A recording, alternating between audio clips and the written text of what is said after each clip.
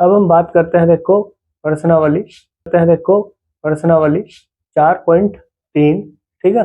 इसके जो basic concept है, ठीक है, जिनके थ्रू हम क्या करेंगे, कोई भी क्वेश्चन सॉल्व करेंगे, ठीक है, उनके बारे में बात करते हैं। पहले समझो ध्यान से, पहले इसके कॉन्सेप्ट, ठीक है, ये आप लोगों को ध्यान रखने हैं, ठीक है। इसमें हम क्या क्या चीज ज्ञात करेंगे और कैसे ज्ञात करेंगे, ठीक है, कौन कौन से इसमें सूत्र लगाएंगे, ठीक है। पहले हम इसके कॉन्सेप्ट के समझेंगे ध्यान से, ठीक है। सबसे पहले अगर हम कोई भी द्विघात समीकरण दिए, ठीक है, मान लो हमें कोई द्विघात समीकरण दी, तो द्विघात समीकरण के लिए, ठीक है, मैंने आप लोगों को उसका जो सामान्य सूत्र है या सामान्य रूप बताया था, द्विघात समीकरण का जो सामान्य रूप है, ठीक है, वो आप लोगों को मैंने बताया था क्या होता है, ठीक है।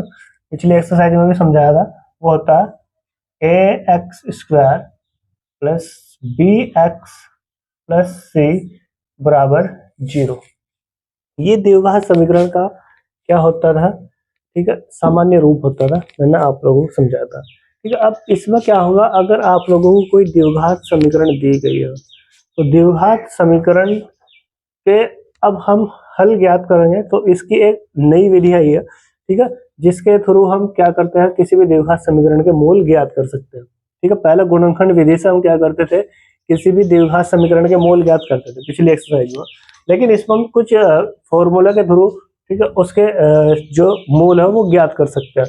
लेकिन सबसे पहले हम एक फॉर्मूला होता है जिसे हम बोलते हैं विविक्त कर, क्या बोलते हैं,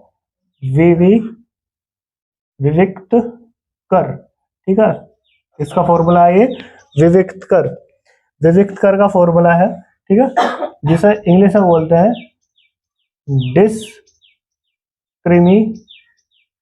डिस्क्रिमिनेंट बोलते हैं सर, ठीक है, डिस्क्रिमिनेंट बोलते हैं।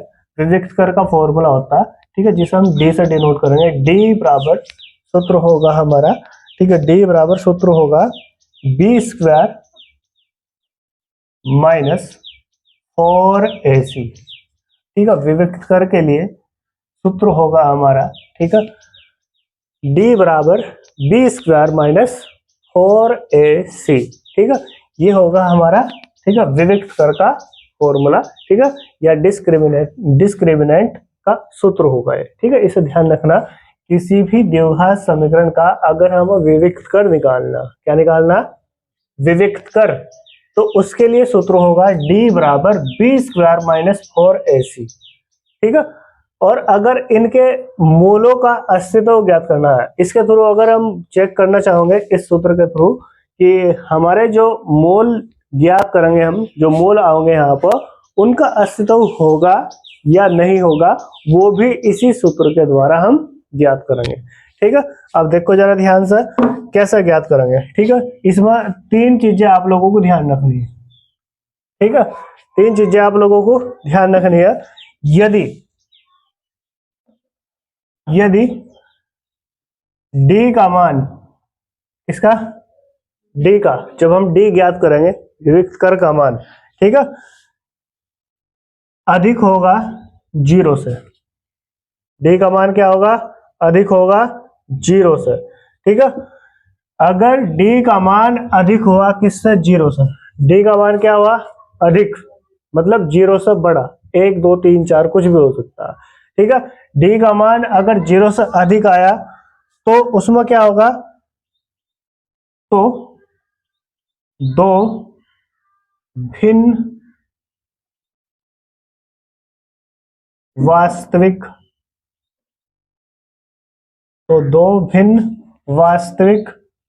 मूल होंगे, ठीक है। मतलब इसका कहने का मतलब है, यदि d का मान 0 से अधिक आया, ठीक है, d का मान क्या आया, 0 से अधिक, ठीक है, तो उसका मतलब है कि जब हम इस द्विघात समीकरण को इसके मूल ज्ञात करेंगे, तो वे जो मूल है वे अलग अलग आएंगे, दो भिन्न आएंगे, ठीक है। मान लो एक हमारा आंसर प्लस का आया, दूसरा माइनस का आया, ठीक है, या बटे में आया, कुछ भी आ सकता, मतलब अलग अलग आएंगे, ठीक है, मतलब दो भिन्न वास्तविक मूल होंगे उसके, ठीक है। यदि d का मान क्या हुआ, 0 से अधिक होगा, तो दो भिन्न वास्तविक मूल होंगे उसके, ठीक है। इतना आप लोगों को क्या करना, ध्यान रखना, ठीक है। फिर सेकंड पॉइंट है, सेकंड पॉइंट में आप लोग ध्यान रखोगे, यदि d बराबर 0 मिलता है, ठीक है। यदि d बराबर 0 प्राप्त होता है, d का मान 0 प्राप्त होता है, द्विघात समीकरण को अगर इस फॉर्मूले के शुरू हम क्या करेंगे, वो करेंगे, मतलब सोल्व करेंगे, और अगर हमें d का मान क्या प्राप्त हो रहा, 0 प्राप्त हो रहा, तो उसके लिए आप लोगों को ध्यान रखना, तो दो बराबर, तो दो बराबर वास्तविक मूल, दो बराबर वास्तविक मूल, ठीक है। बराबर का मतलब एक समान, एक जैसे दिखाई देंगे, तो दो बराबर वास्तविक मूल होंगे, ठीक है। दोनों बराबर होंगे एक दूसरे के, ठीक है। दूसरी कंडीशन यह होगी। फिर इसके बाद थर्ड नंबर पर एक और होगा, यदि क्या हुआ, d का मान, यदि d का मान कम हुआ, d का मान क्या हुआ, कम हुआ, किससे, 0 से। 0 से कम मतलब माइनस में हो, ठीक है, -1, -2, -3, 0 से छोटा हुआ अगर, ठीक है। d का मान 0 से कम हुआ तो उसके लिए क्या होगा, उसे ध्यान रखना, तो कोई वास्तविक मूल, तो कोई वास्तविक मूल नहीं होगा, ठीक है। मतलब उसका कोई वास्तविक मूल नहीं होगा, कहने का मतलब है कि उसका कोई हल नहीं होने का, ठीक है, उसका अस्तित्व ही नहीं होगा, इसके कोई आंसर ही नहीं निकलने के। यदि d का मान अगर हमारा 0 से कम आता, मतलब माइनस में आता, ठीक है, तो वहां जो हमारी द्विघात समीकरण है उसका कोई अस्तित्व नहीं होगा, मतलब उसका कोई हल नहीं होने का, उसे हम ज्ञात नहीं कर सकते, ठीक है। ये इस फॉर्मूले के थ्रू आप निकाल सकते हो, ठीक है। फिर इसके बाद अगर हम मोल ज्ञात करने, ठीक है, जो द्विघात समीकरण है उसके अगर हम मोल ज्ञात करने, तो उसके लिए भी एक सूत्र होता है, उसका आप लोग ध्यान रखिएगा। देखो जरा ध्यान से, मोल ज्ञात करने के लिए सूत्र, अगर हमें क्या करना, ठीक है, कोई द्विघात समीकरण दी गई है और उसके मूलों का अस्तित्व है, ठीक है, तो मूल ज्ञात करने के लिए एक सूत्र होता है, ठीक है, जिसे हम बोलते हैं द्विघाती सूत्र। क्या बोलते हैं भैया, द्विघाती सूत्र, ठीक है, या इसी का दूसरा नाम है श्रीधराचार्य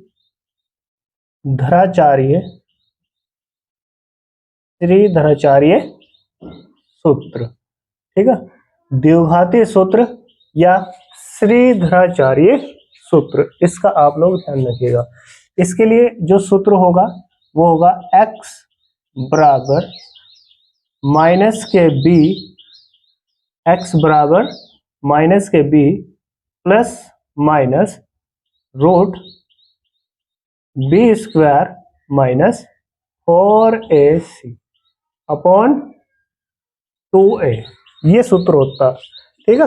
तो आप लोग ध्यान रखिएगा भाई, अगर हम किसी भी द्विघात समीकरण के मूल ज्ञात करने हैं, ठीक है, तो मूल ज्ञात करने के लिए जो हमारा सूत्र होगा, ठीक है, वो सूत्र होगा x बराबर माइनस के b plus minus root b square minus 4ac upon 2a, ठीक है। या अगर आप लोग इस सूत्र का प्रयोग नहीं करना चाह रहे, ठीक है, तो इसकी जगह हम ऐसा भी कर सकते हैं, क्योंकि हमने अभी आप लोगों को पढ़ा है d बराबर क्या होता है, formula b square minus 4ac, ये पढ़ाया अभी फॉर्मूला, वो देखो उधर बताया मैंने, d बराबर क्या होता है, b स्क्वायर माइनस 4ac होता है। अब देखो जरा ध्यान से, तो x बराबर हम ऐसा भी तो लिख सकते हैं, माइनस के b plus minus root d upon 2a, ऐसा भी तो लिख सकते हैं, कोई दिक्कत तो नहीं है, ठीक है। तो इसके थ्रू भी हम किसी भी द्विघात समीकरण के मोल ज्ञात कर सकते हैं। ठीक है। अगर आप लोगों को एक्सरसाइज 4.3 ठीक है अच्छे तरीके से समझनी है तो ये जितने मैंने बेसिक कॉन्सेप्ट यहाँ पर लिखे अभी ये याद होने बहुत अनिवार्य है। इन्हें अच्छे से याद करो, समझो, इसके बाद क्वेश्चन को सोल्व करो। ठीक है, ये सूत्र याद होने बहुत अनिवार्य है इस एक्सरसाइज के लिए। ठीक है, नोट करो, अभी समझाता हूँ क्वेश्चन। बात करते हैं, देखो भाई उदाहरण नंबर 7 की। उदाहरण नंबर 7 में बोला गया द्विघात समीकरण 2x² - 4x + 3 इक्वल टू 0 का विविक्त कर ज्ञात कीजिए और फिर मूलों की प्रकृति ज्ञात कीजिए। पहले आपको क्या करना है, द्विघात समीकरण दी गई है एक, इसका विविक्त कर ज्ञात करना और उसके बाद उसकी मूलों की प्रकृति बतानी है कि उसका अस्तित्व होगा या नहीं होगा। ठीक है, मूलों की प्रकृति का मतलब है आप लोगों को ये बताना कि उसके मूल होंगे या नहीं होंगे, उसका अस्तित्व होगा या नहीं होगा, ये बताना आप लोगों को। ठीक है, चलिए शुरू करते हैं हम उदाहरण नंबर 7 पे। उदाहरण नंबर 7, ठीक है, इसे देखो जरा ध्यान से। इसमें हमें एक द्विघात समीकरण दी गई है। द्विघात समीकरण दी उसने मुझे 2x² - 4x और इसके बाद मुझे दिया उसने +3 बराबर 0। इसका हमें क्या करना, विविक्त कर ज्ञात करना। क्या ज्ञात करना भाई, विविक्त कर। अब विविक्त कर ज्ञात करने के लिए ठीक है जो हमें द्विघात समीकरण दी गई है उसमें आप लोग ठीक है सबसे पहले क्या करोगे, द्विघात समीकरण के जो अचर पद है उन्हें लिख लेंगे आराम से। x² के गुणा में जो लिखा होता है ठीक है इससे कंपेयर कर दिया करो ax² + bx + c, इसका कंपेयर करके आप लोग a b c के मान लिखोगे। देखो जरा ध्यान से, x² के जो गुणा में होता है a, यहाँ x² के गुणा में क्या लिखा हुआ 2, तो मतलब a का मान कितना होगा 2, कोमा इसी तरीके से यहाँ पर ये लिखा हुआ bx, x के गुणा में जो लिखा होता वो होगा b का मान। यहाँ पर देखो x के गुणा में क्या लिखा हुआ 4 और वो भी 4 कहे का, प्लस का माइनस का, माइनस का। चिन्ह का बहुत खास तरीके से ध्यान रखना। ठीक है, b का मान -4 होगा। ठीक है, फिर यहाँ पर जो लिखा होगा वो होगा c, यहाँ पर क्या लिखा हुआ देखो c बराबर, यहाँ क्या लिखा हुआ t। ठीक है, इस तरीके से आप लोग ध्यान रखिएगा। अब हमें क्या करना है, इसका विविक्त कर ज्ञात करना। ठीक है, तो अब हम कहेंगे यहाँ पर d बराबर, ठीक है हम बोल रहे हैं यहाँ पर 9, d बराबर हम फॉर्मूला जानते हैं क्या होता है b² - 4ac, ये फॉर्मूला होता है b² - 4ac, ये हमारा फॉर्मूला होता है विविक्त कर के लिए। चलिए ज्ञात करते हैं अभी।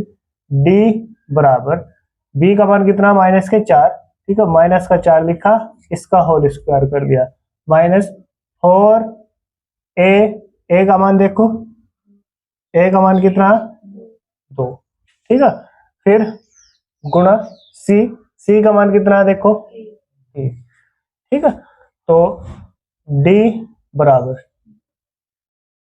-4 का स्क्वायर कितना होगा 16, ठीक है, क्योंकि -4 का स्क्वायर का मतलब होता है -4 की गुणा -4 तक करोगे और माइनस तो माइनस गुणा कर जाएंगे, 4 की गुणा 4 तक करोगे 16 होगा। ठीक है, तो -4 का स्क्वायर कितना होगा भाई 16, ठीक है, -4 दूनी 8 और 8 दिया 24, ठीक है। तो d बराबर, अब देखो यहाँ पर 24 बड़ी संख्या 16 छोटी संख्या, तो 24 में तो 16 घटाओ कितना बचेगा 8 और वो भी माइनस का। अब देखो जरा ध्यान से, मैंने आप लोगों को 3 कंडीशन बताई थी विविक्त कर जब निकालेंगे हम, तो अगर d का मान आप लोगों का 0 से आया अधिक तो अस्तित्व होगा, मूलों का अस्तित्व होगा। अगर d का मान बराबर आ गया 0 के तो भी उसका अस्तित्व होगा। ठीक है, अगर d का मान ठीक है छोटा आ गया ठीक है 0 से तो मूलों का अस्तित्व नहीं होगा। ठीक है, अब यहाँ d का मान छोटा आया, बड़ा आया, बराबर आया, कितना आया देखो -8, 0 से छोटा होता है, मतलब यहाँ जो ये द्विघात समीकरण दी गई है इसके मूलों का कोई अस्तित्व नहीं होगा, ये आगे सोल्व नहीं होगा। ठीक है, हम कहेंगे यहाँ पर अतः मोलों का मोलों का अस्तित्व नहीं है। ठीक है, मतलब इसका कोई हल नहीं निकलने का, ये यहीं पर इसका समापन हो जाएगा क्वेश्चन का। ठीक है, कोई दिक्कत तो नहीं है। यहाँ पर देखो, ये तो हमारा क्वेश्चन पूरी तरीके से सोल्व हो चुका है, उदाहरण नंबर 7। ठीक है, अब हम बात करते हैं, देखो जरा ध्यान से, उदाहरण नंबर 8 की। ठीक है, उदाहरण नंबर 8 में यहीं पे कर रहा हूँ, देखो जरा ध्यान से। उदाहरण नंबर है हमारा 8।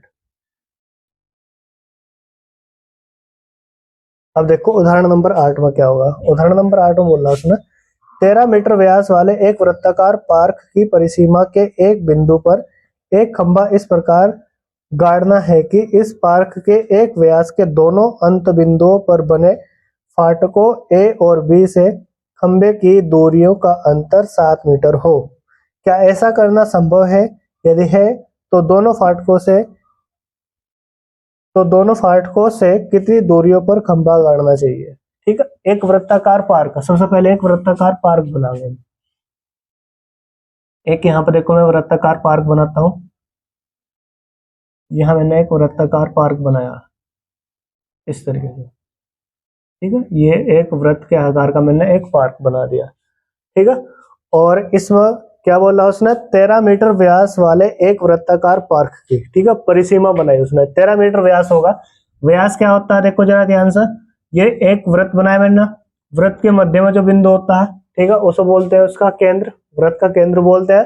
ठीक है, और जिस लाइन के द्वारा पूरा वृत्त कवर होता है चारों ओर से, ठीक है, उसे बोलते हैं उसकी परिधि। क्या बोलते हैं? अगर मैं परिधि को मिला दूंगा, ठीक है, जो केंद्र से होकर लाइन जाएगी, परिधि से परिधि को मिला दूंगा और जो केंद्र से होकर जारी होगी उसे बोलते हैं उसका व्यास। क्या बोलते हैं? तो मैंने बोल दिया इसका व्यास यहाँ पर ए और बी, ये इसका क्या है, व्यास है। मतलब इस वृत्त का व्यास मैंने क्या बोल दिया, ए बी। क्या है भैया? A B. ठीक है, और इस व्यास की उसने लंबाई दे रखी है आप लोगों को, कितनी दे रखी? 13 मीटर। कितनी दे रखी? स्टार्टिंग में बोला उसने 13 मीटर व्यास वाले एक वृत्ताकार पार्क की परिसीमा के एक बिंदुओं पर, ठीक है, एक खंभा इस प्रकार गाड़ना है कि इस पार्क के एक व्यास के दोनों अंत बिंदु पर बने फाटकों ए और बी से खंभे की दूरियों का अंतर 7 मीटर होगा। कितना होगा भाई? 7 मीटर। ठीक है, मतलब इसमें हमें क्या करना, एक खंभा गाड़ना। ठीक है, मैंने कहा चलो मैं इस पार्क के अंदर एक खंभा यहाँ गाड़ देता हूं, इस बिंदु पी पर मैंने एक खंभा गाड़ दिया। क्या गाड़ दिया भाई? बिंदु पी पर एक खंभा गाड़ दिया। ठीक है, तो इसके जो ये हमारे ये एक फाटक बना हुआ इस पर, मतलब आने जाने का रास्ता, फाटक बना हुआ एक इधर और एक बना हुआ इधर। ठीक है, ए बिंदु पर एक फाटक बना हुआ और एक बना हुआ बी बिंदु फाटक। ठीक है, तो अब देखो जरा ध्यान से, उसने क्या कहा, उसने बोला ए बिंदु से जो खंभा गड़ेगा, ठीक है, उसके बारे में बात कर रहे हैं यहाँ पे। ठीक है, ए बिंदु से जो यहाँ पर ये खंभा गाड़ा, ठीक है, इसकी जो दूरी है, और बी बिंदु से जो दूरी है, ठीक है, इसके बारे में उसने बोल रखा, इन दोनों का जो अंतर है वो कितना होगा? 7 मीटर होगा। कितना होगा? 7 मीटर। ठीक है, ए बिंदु से जो ए फाटक है, ठीक है, खंबे की दूरी, और बी फाटक से, ठीक है, जो खंबे की दूरी है, इन दोनों का जो अंतर होगा वो कितना दिया उसने? 7 मीटर। कितना दिया? 7 मीटर। क्या उसने मुझे यहां से बी से लेकर पी तक की दूरी बताई? बताई तो नहीं? क्या ए से लेकर पी तक की दूरी बताई? बताई तो नहीं? जब उसने हमें नहीं बताई तो हम अपनी तरफ से एक दूरी मान लेंगे, कोई एक दूरी मान लो। ठीक है, फिर दोनों का अंतर तो उसने हमें दे रखा, उससे हम ज्ञात करेंगे। ठीक है, मैंने कहा माना, ठीक है, ये हमारा क्या है, बी फाटक। बी फाटक, माना बी फाटक से, ठीक है, खंबे, बी फाटक से खंबे की दूरी, बी फाटक से खंबे की दूरी।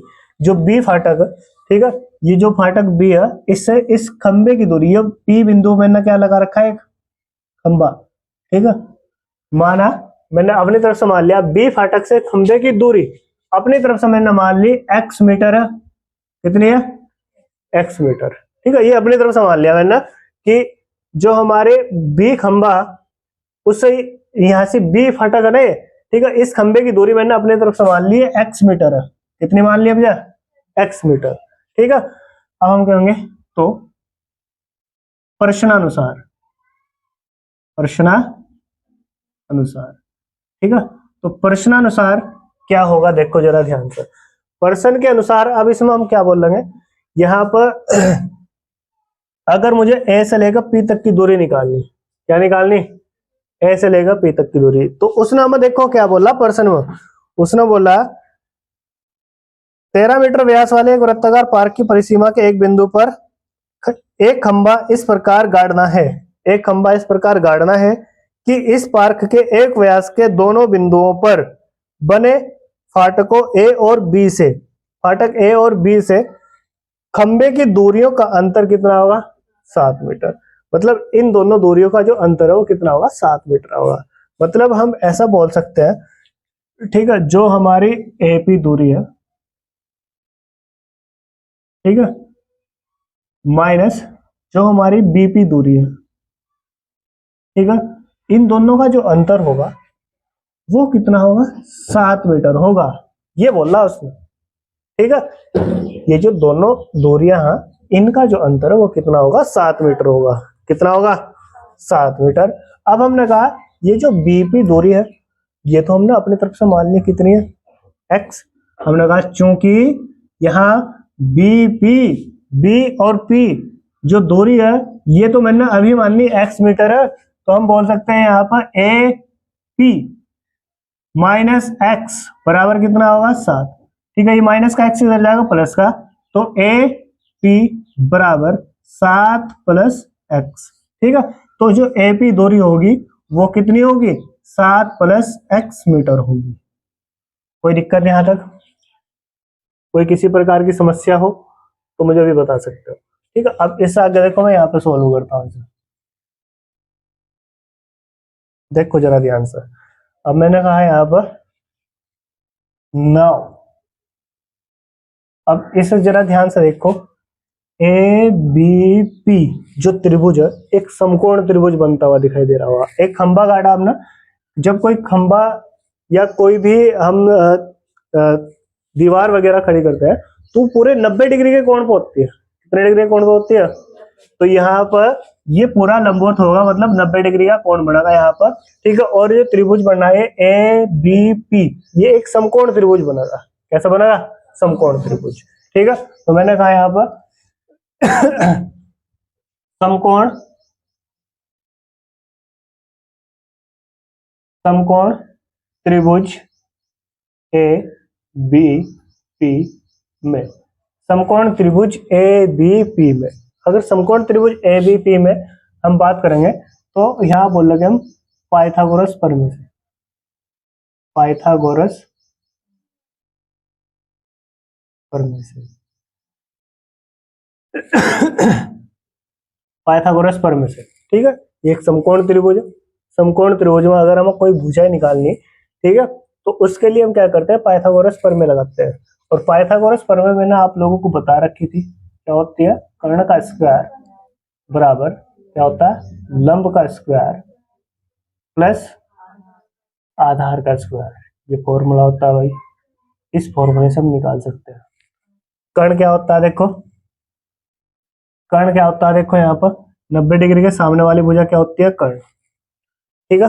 लंब आप लोगों को पता लगेगा यहाँ पे, ये जो खंबा, ठीक है, ये लंब होगा, यानी कि बीपी इसमें लंब होगा, आधार क्या है इसका, बची हुई भुजा एपी, ठीक है, मतलब हम कर्ण बोल सकते हैं, कर्ण क्या है हमारा, ए बी, ठीक है, इसका होल स्क्वायर बराबर, ठीक है, फिर यहाँ पर जो लंब, लंब क्या है, बीपी, ठीक है, बीपी का क्या होगा, होल स्क्वायर प्लस फिर आधार क्या बचा हुआ, एपी, इसका क्या करेंगे, होल स्क्वायर।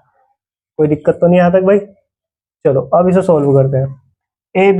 ए बी भुजा देखो कितनी है यहाँ पर, 13, ठीक है, इसका होल स्क्वायर करेंगे बराबर बीपी। बीपी देखो हमारी कितने है, बीपी भुजा देखो कितनी है, बी और पी कितनी मान रखी है हमने, एक्स, इसका स्क्वायर कर दिया, प्लस एपी। एपी दूरी अभी निकाली हमने, देखो कितनी है, 7 प्लस एक्स, इस पूरे का होल स्क्वायर। कोई दिक्कत तो नहीं है, क्योंकि हमने एक फॉर्मूला आप लोगों को पढ़ा रखा, ए प्लस बी का होल स्क्वायर बराबर होता है ए का स्क्वायर प्लस बी का square plus 2ab। Ninth class में एक फॉर्मूला होता है ए प्लस बी का होल स्क्वायर बराबर ए का स्क्वायर प्लस बी का स्क्वायर प्लस 2ab। क्या इसके जैसा हमें कुछ दिखाई दे रहा है यहाँ पर, देखो जरा ध्यान से, 7 प्लस एक्स इसका होल स्क्वायर, इसके जैसा ही है बिल्कुल, देखो सेम टू सेम। ए की जगह लिखा हुआ है 7, ठीक है, बी की जगह लिखा हुआ है यहाँ पर एक्स, इसका होल स्क्वायर, यहाँ भी इसका होल स्क्वायर, तो वो कैसे खुलेगा, ए का स्क्वायर प्लस बी का स्क्वायर प्लस 2ab। ठीक है, चलिए सॉल्व करते हैं। देखो जरा ध्यान से, यहाँ लिखा हुआ 13 का स्क्वायर, 13 का स्क्वायर कितना होगा, 169, 169 इसे बोल सकते हैं हम। ठीक है, एक्स का स्क्वायर खोल लेंगे तो हमें क्या प्राप्त होगा भाई, एक्स स्क्वायर, ठीक है, प्लस 7 प्लस एक्स का होल स्क्वायर खोल लेंगे तो क्या खुल का होगा, वो देखो 7 का स्क्वायर, ठीक है, प्लस एक्स का स्क्वायर प्लस 2 इंटू 7 गुणा क्या हुआ एक्स, इस फॉर्मूले के रूप में मैंने इसे खोल दिया। ठीक है, चलिए शुरू करते हैं। यहाँ पर देखो 169 बराबर एक एक्स का स्क्वायर, एक एक्स का स्क्वायर कितना हो जाएगा, 2x का स्क्वायर, ठीक है, फिर प्लस 7 का स्क्वायर कितना होगा, 49, ठीक है, फिर प्लस 7 दूनी कितना होगा 14, ठीक है, और इसके गुणा में क्या था x, तो कितना होगा 14x। कोई दिक्कत, 169 प्लस का इधर जाकर माइनस का हो जाएगा, मैंने कहा यहाँ रहेगी 0 बराबर 2x का स्क्वायर जो का, ठीक है, 14x मैंने पहले लिख दिया, प्लस x वाले एक साइड लिख दिए, 14x लिख दिया पहले, ठीक है, फिर प्लस का क्या लिखा हुआ था 49, ये जुगा तो लिखा, ये 169 प्लस का था, इधर जाएगा माइनस का 169।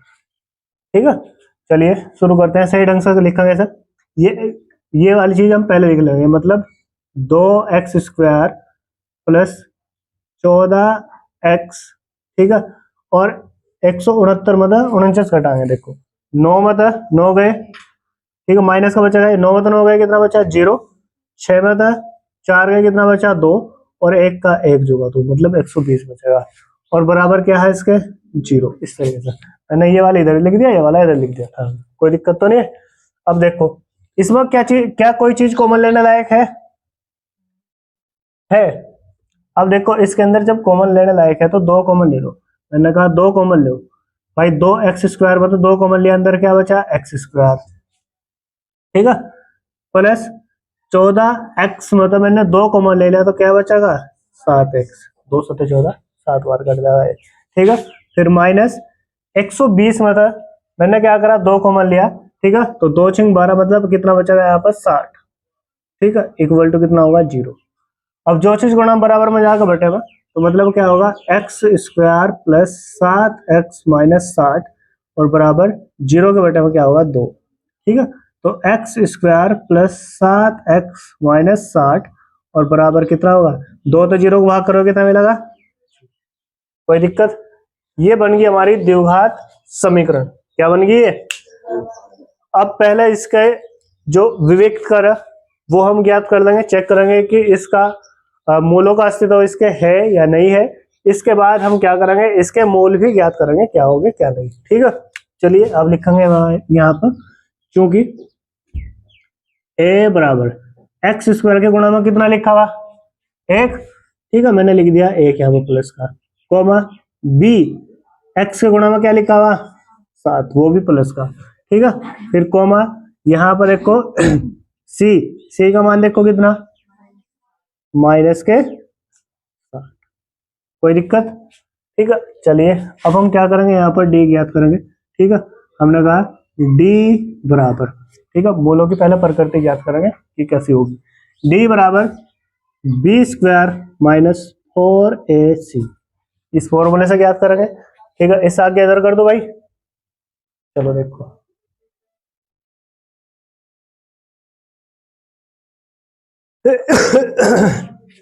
देखो जरा ध्यान से, d बराबर, b का मान बताओ पहले कितना, 7। तो भाई 7 का स्क्वायर कर दो, कोई दिक्कत तो नहीं है।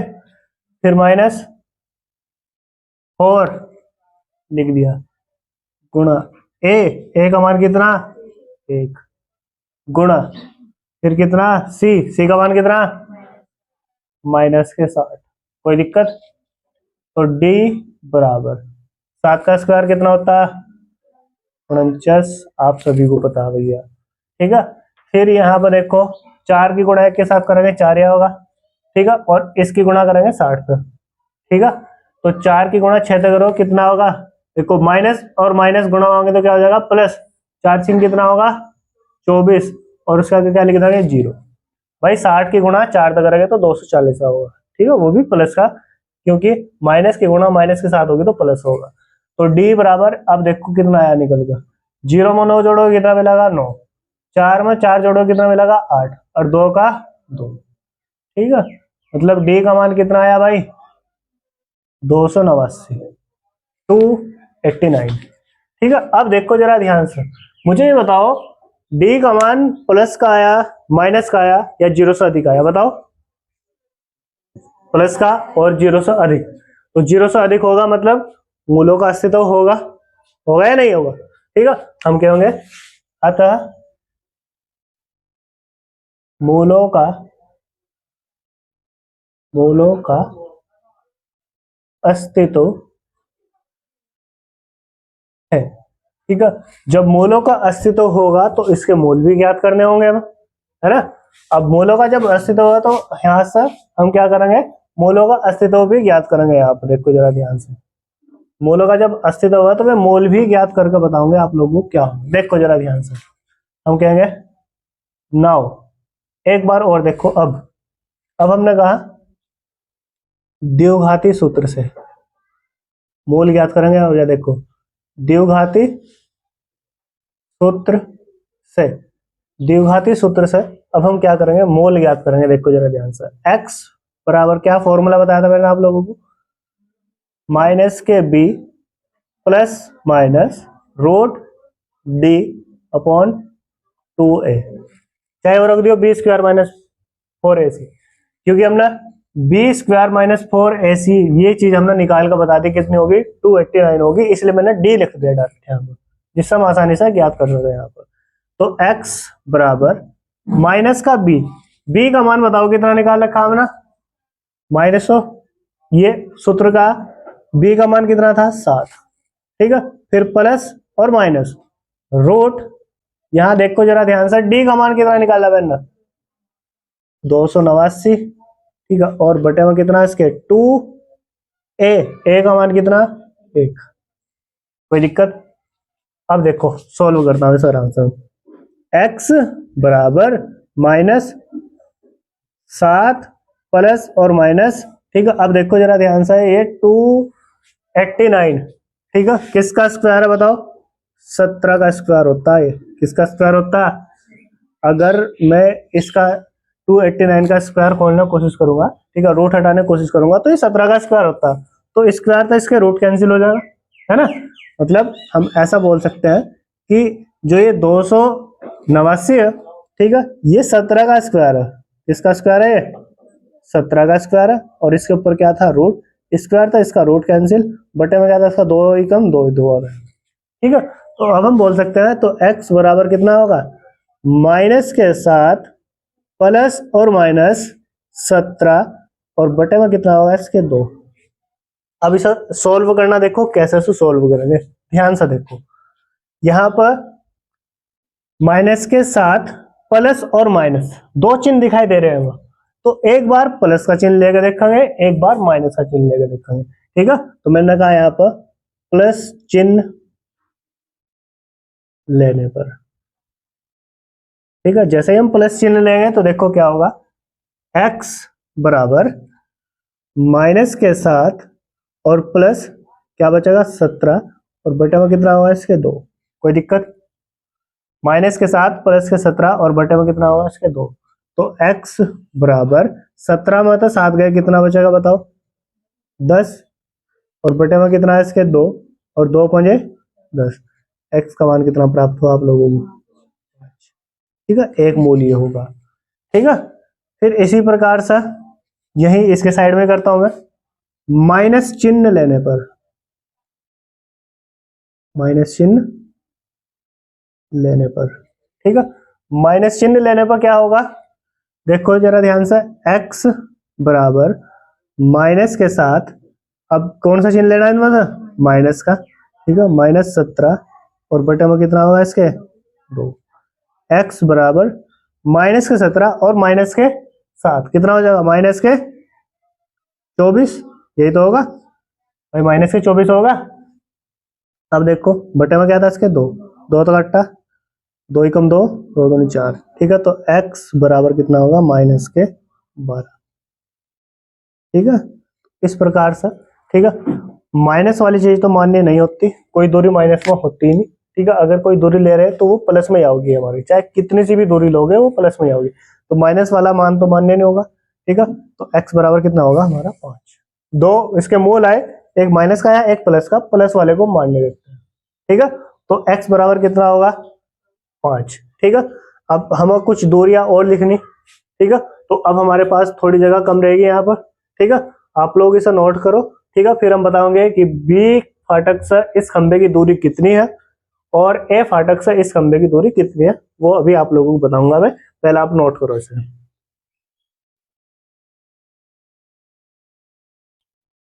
हमारा अब x के मान 2 प्राप्त हुए हमें, एक तो हमें x का मान प्राप्त हुआ 5 और एक प्राप्त हुआ -12। ठीक है, माइनस की संख्या हम इसलिए ले लेंगे क्योंकि जो दूरी है, कोई भी दूरी है, अगर मैं बी फाटक से, ठीक है, खंबे तक की दूरी निकाल लूंगा, ठीक है, तो वो माइनस में तो होने तो रही, कोई भी दूरी माइनस में नहीं होती, अगर हल्का सा भी कोई चल रहा तो वो प्लस में ही होती है, तो माइनस वाला हम मानने के नहीं यहाँ पर। तो हमें क्या ज्ञात करना था? ठीक है, बी फाटक से खंबे की दूरी कितनी है और ए फाटक से खंबे की दूरी कितनी है, ये दोनों बतानी थी इसमें। ठीक है, तो हम बोल रहे हैं यहाँ पर, अतः बी फाटक, अतः बी फाटक से खंबे की दूरी, ठीक है, बी फाटक से खंबे की दूरी हमने क्या निकाल ली, माननी थी अपनी तरफ से x, और x का मान निकल कर कितना आया इसमें? 5। ठीक है, यानी कि हम बोल सकते हैं बी फाटक से जो खंबा था वो 5 मीटर की दूरी पर स्थित था। कितने मीटर की दूरी पर स्थित था भाई? 5 मीटर की दूरी से। ठीक है, और अगर ए फाटक से निकालना, ए फाटक से खंबे की दूरी, ए फाटक से खंबे की दूरी, ठीक है, ए फाटक से खंबे की दूरी वो हमने क्या माननी, देखो यहाँ पर, ए फाटक से खंबे की दूरी मतलब ये जो एपी दूरी है ये क्या थी? 7 प्लस एक्स, ये थी वही, तो बराबर कितना होगा? 7 प्लस एक्स, एक्स का मान कितना मानना हमने? 5। ठीक है, तो हम बोल सकते हैं ए फाटक से खंबे की दूरी, ठीक है, कितनी होगी? 7 और 5 12, यानी कि ए फाटक से खंबा कितनी दूरी पर होगा? 12 मीटर की दूरी पर होगा। ठीक है, ये होगा इसका फाइनल आंसर। ठीक है, नोट करो इसे।